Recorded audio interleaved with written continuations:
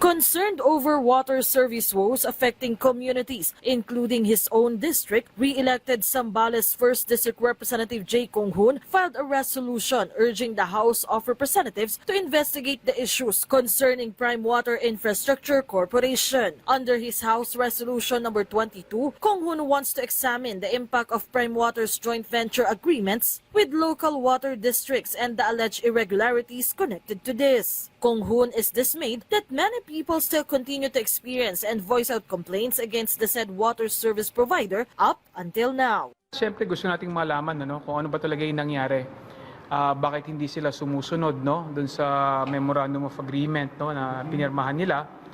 Pangalawa, ano yung mga batas na pwede nating ipasa or i-amend para at least hindi na maulit yung ganitong klaseng pambubudol din sa ating mga mamamayan. Other lawmakers also support the conduct of the said investigation, including La Union 1st District Representative Paulo Ortega.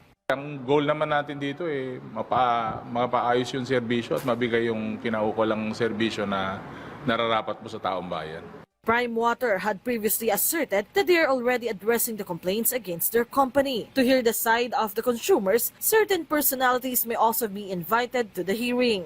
Ang tubig, dapat yan nagbibigay buhay, hindi lang yan negosyo, di ba? So, may possibility na imbitahan din natin yung mga consumer na nagrereklamo at naapektuhan sa Prime Water. Still in the issue of water, FPJ Panday Bayanihan Party List Representative Brian Poe has filed a separate proposal pushing for the creation of a Department of Water Resources in the country. Sa pag-iikot natin ng kampanya, napansin natin sa iba't ibang panig ng bansa hanggang ngayon problema pa rin ang tubig. Kaya kailangan natin i-address ito. So we're filing the regulatory framework for water in this country. Meanwhile, as the issue surrounding the impeachment complaint against Vice President Sara Duterte remains a hot topic, the media also asked Representative Poe whether he supports holding a trial for the case or not.